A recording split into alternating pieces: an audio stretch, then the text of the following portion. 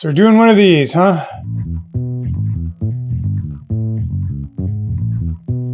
Today I want to talk to you about a paradox. I'm not sure anyone's put this into words fully, but I think it's the hardest thing about learning the drums. Here it is. You have to be obsessed to the point of being slightly unhinged and use that to fuel you. But you also have to accept yourself and your flaws completely and be willing to be naked in public, even if you don't sound like your heroes. Confused yet? Let's start out with something I've observed. Whenever I talk to great players, there's something in common. The first person who I remember falling in love with was John Bonham on Physical Graffiti. I think I heard that album when I was 5, and I think I spent like weeks just like learning his parts on all the songs note for note, because like his playing is such a representation of power and simplicity. I used to tap on my pad as Penelope, my firstborn, was like 3 months sleeping next to me, right? She was our only child. My wife and I, we used to tag team. She'd go to work, I'd tag out, boom, we'd do some other stuff, right? And I used to play on my pad as she was napping near her. Transcribed everything Bonham played. Played quietly for years on a pad while his kid was growing up. And also was so obsessed with getting better that there apparently weren't enough hours in the day, so he had to use the time when his kid was sitting on his lap. Truly, to get to a Dennis Chambers, Billy Cobham level, not saying that that's where I'm at, to get to that top tier requires a lot of patience and a lot of sacrifice. Keyword, obsessed. When I first heard Shed drums in 2013-2014, I had to know what was going on. So I transcribed everything I could get my hands on. I spent hours just going over these chops, trying to figure out what these guys were doing. When I travel for vacation, I don't skip days of practice. Well, rarely. Last year, I probably practiced 360 days. It carves a huge chunk out of my day that I could be spending doing other things. And I'll fully admit, these top tier guys spent way more time than I did. At least now that I'm balancing other life stuff. To become truly great at drums requires an obsession that's way out of balance with maintaining other interests, stopping to smell the roses, and staying well-rounded. There's nothing balanced about it. It's an obsession. But what are you supposed to do while you're getting good? Say you're playing gigs, an important part of the process of becoming good. But do you have to wait till day 10,000 or whatever to feel like you have something valid to say on the instrument? What about for the student drummer who's a few years in and logs onto social media and sees wall-to-wall drummers better than he is? Then he has to take a solo with his band. What about the drummer who decides she wants her voice to evolve in a certain way that's not following what's popular on Instagram? Who has to look at a certain kind of playing all day yet stay true to her own direction? What I'm getting at here is there's a delicate balance. It's one you don't hear talked about a lot. Probably because you've got the grind people on one side who all they talk about is grind. And I suspect these are most of the choppers. And the assumption is if somebody washes out or can't take it, then they never had it to begin with and they probably shouldn't be playing. And the find your own voice, music is in the eye of the beholder, people on the other side. And their assumption is the obsession is part of the toxic chop culture, so they kind of discount it. These are just assumptions. But there's a needle you need to thread if you want to be a high-level player with your own voice. Even that word, high level, is loaded to some people. Anyway, today we'll talk about it.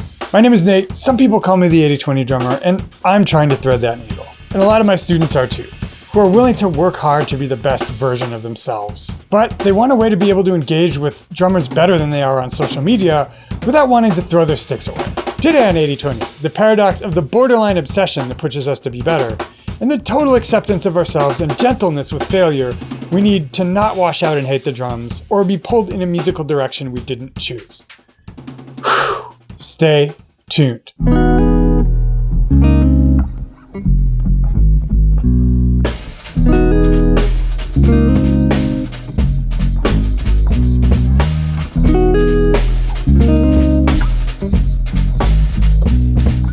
And guys, today's video is brought to you by me, the 80/20 drummer, and I'm gonna make a direct pitch for my deeper teaching materials.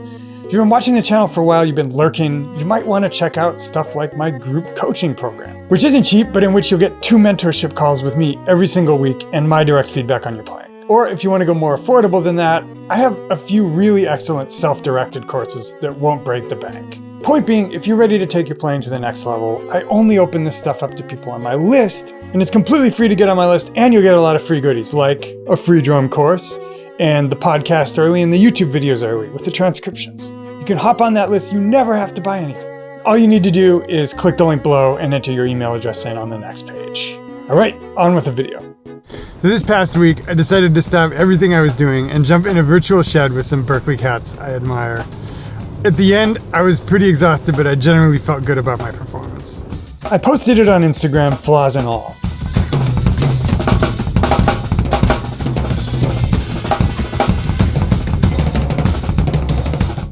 Then later I was surfing and found this excellent breakdown. Link below the player to this guy's Instagram. He does some great breakdowns. Anyway, he was very specific about the chops the guy in the shed was doing, and it was clear he was steeped in that language. It was equally clear to me that I was not doing the same thing in my shed takes, and also that I wasn't as deep in the idiom as these guys. Like, for instance, this part. A bunch of 2/1s. Wow, that hadn't occurred to me, but I think I'll shed that now. But I also already like how I sound. I'm actually looking for ways to go deeper into the things that occur naturally to me, because I think I have things that I do that I actually like better than some of the stuff other drummers do. Whenever students ask me about how to feel good about their playing, even if that's different than their heroes they see online, I try to name unique drummers we all agree sound great. Perrin Moss, Ash Sohn, even Richard Spavin, though he's very technical, but you could say he's in a slightly different lane than some of the flashiest drummers online. And I think he'd agree that's a fair characterization. Let's talk about the obvious downsides of becoming obsessed with drummers you see online. Actually, let's let Jared, founder of Drumeo, say it better than I could. If you're a relatively new player and you open Instagram, you're going to see a constant example of players who look like magic to you. When you get slightly better, it's going to be even worse, because you're going to see the level difference even more clearly. Beyond the mental health implications, which at this point are relatively well studied, let's also think about what it does to your playing while you're still becoming good. You sit down at the drums and think, I'm not good yet. I'll have something valid to say on the instrument once I'm at the level of XYZ drummer on Instagram. Then you start to play. How's that going to go? Obviously not well. And the feedback you're going to be getting from your own ears as you compare yourself to these heroes is that you're not good enough. So that's the obvious one, because a lot of people just can't take that and quit, because who wants to be miserable? That's what I'd call the mental health burnout angle. But there's another, more subtle downside. Let's let recent podcast guest Quincy Davis explain. And it's okay if you don't play that Max Roach thing, or if someone doesn't necessarily hear that influence, as long as you're being true to who you are and trust that you've studied enough of the tradition, that foundation is there, that even when you're not playing in that style, everyone can still feel the essence of the jazz drum set lexicon. That is, to me, is very important. To play music, it's important to be authentic. If you're constantly trying to channel someone else, it's going to be really difficult to figure out what you have to say. But don't you have to be at the highest level before anything you say is valid? No, for a few reasons. First, that phrase, the highest level, is a receding goal line. The better you get, the higher it gets. Second, flashy playing is just one type of playing. I love to use the analogy of language and think of the fanciest possible speakers. Are you an auctioneer? Are you a battle rapper? Are you William Shakespeare? Barack Obama? Does that mean you have nothing interesting to say ever? What about an insight based on your life experiences where you notice certain things that aren't obvious to other people? What about narrating a life experience in a way that resonates with others? In neither case do you have to be Drake or Shakespeare. And what Quincy's talking about is probably something like flow state, where you're making authentic musical statements from your subconscious rather than trying to force this or that lick into your playing, or thinking, what would this player do? If you've been around long enough, it's pretty obvious which players mean what they say, or, for lack of a better metaphor, are playing from the heart, and which are doing an impression, or thinking consciously about which licks are going to impress, rather than get inside the music. And if you think I'm talking about the great chappers, I'm not, because all those guys are in flow and they're amazing. A lot of great players' life stories have a moment when they realized there were no rules and they were free to be themselves. That's also the best way to reduce performance anxiety, in my opinion. So that's the flow argument. Now let's talk uniqueness. Real-life drummers, especially the ones we find interesting, have vastly different ways of relating. How about Raghav, who we heard from earlier? He's got a very unique style. What about Raghav's hero, John Bonham? How about Nate Smith, who can chop but made a name playing the simplest of grooves? Even within the realm of technical drummers, there are vast differences. J.D. Beck sounds way different from Thomas Pridgeon. Juliana sounds very different from Ron Bruner. Then we have groove players like Ash, creative players like Perrin, etc. All of these folks needed to ignore the trends and trust their inner voices. I think that may be what's happening when I just turn on the cameras and play something that feels good to me, like this 5 jam I did the other day.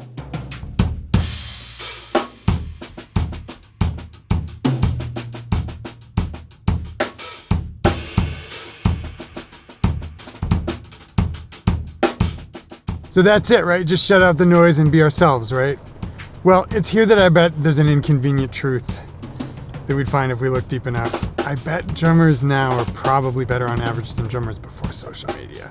Sometimes that push that seeing drummers better than you can give you can propel you to higher creative levels than just looking inwardly. Here's my friend Forrest Rice, Guitar Center Drum Off finalist, to talk about it.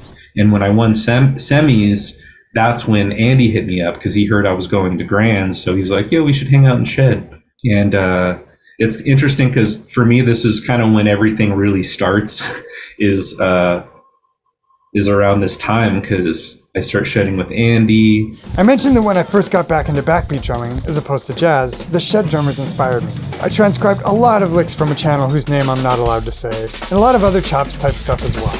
And in the past couple years, I've picked up some haters. People who say I'm mid, who say, who am I to have a big channel to have sponsorships? And you know what? They're low vibrating, petty, jealous people who would rather tear others down than build their own platform. And you know what else? They're f***ing right. And f*** them. But they're f***ing right. And it pisses me right off. And that keeps me going into the practice room doing unhinged shit like playing with 16th offbeats on the metronome at quarter equals 165.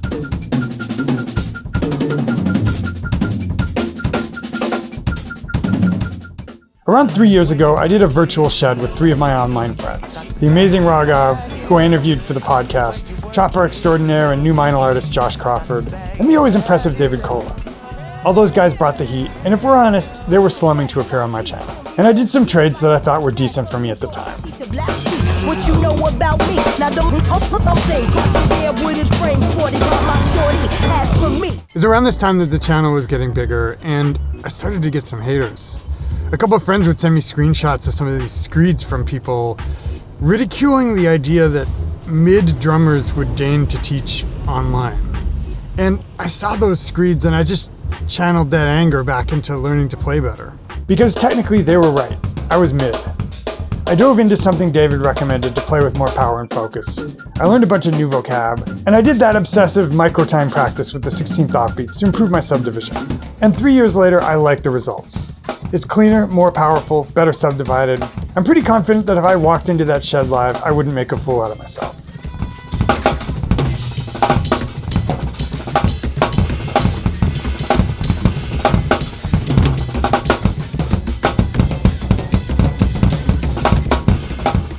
And when some of my students who've already learned the language ask me what it takes if they see somebody like Juliana and want to get that into their playing, I have to confess that they need to become a little bit obsessed. The only way to achieve big results is to go really deep into something, face all the demons, stare the delta between where you are and where you want to be right in the eyes without blinking, and put in the time. But key phrase, where you want to be.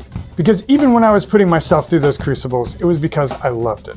Not because I felt external pressure to play a certain kind of way. If it had only been pride, it would not have lasted. Someone might also ask, hey, you've had 10 years, and the chops that the shed drummers are doing are pretty obvious. Why not just go fully into that world? You'd probably have better volume and endurance if you just practiced shedding 2 hours a day every day, and actually went to some sheds. And my answer, and this might be cope, there's at least a 40% chance that this is cope, is because I was doing this.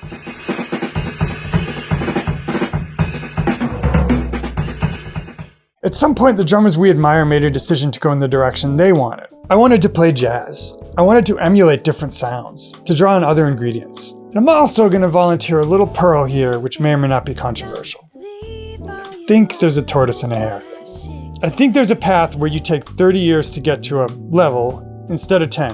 The 1.5 hours a day for 30 years plan. And I haven't yet seen any evidence that that's worse, as long as you have the patience and you can keep it up. So, did we learn anything? There are a lot of players that have really high aspirations, and they're willing and able to practice an hour and a half a day for years to achieve them, who also have families and careers and can't practice 5 hours a day, who are willing to face the challenges but don't want to give up their mental health. And if we don't sincerely believe those people have a chance, we shouldn't be teaching. It takes consistency and brutal honesty about your level and where you want to go. Otherwise, you'll stagnate. But it also takes patience, kindness to yourself, trust in your own voice, and the ability to shut out the world and choose the direction you want to go. Anyway, did we do a thing, you guys? It's rare that I tackle these controversial subjects and make these ethos videos anymore, just because they're a lot of work. I have to bore my heart and soul out, and usually people don't watch them as much. But let me know, because if it's a quality-quantity trade-off and there are a bunch of you who really, really dug this, I'll make more. Leave a comment below. And also, my suspicion is if you're the type of person who'd watch all the way through this video, you're probably someone who wants to be on my list. Either for my premium programs like the group coaching, where I mentor you twice a week on calls and critique all your videos, or something more like my self-directed courses, which are super affordable, or possibly even just my freebies, like my free drum course you get for joining the list, and the podcast early, and the lesson of the week early. If any of those sound like things you want, I recommend you click the link below the player and enter your email address in on the next page. And you'll be on the list. There's never any obligation to buy anything, and you can quit anytime. With that out of the way, say it with me. Dudes, it's been real. Always enjoy these. See you again real soon in another lesson of the week.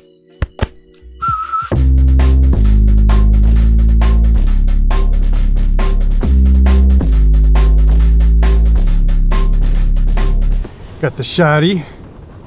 We're in the car. Let's go. Let's get our script. A scribbity scooby script. A scribbity scoobity scoobity bee. Scoobity dibby bee.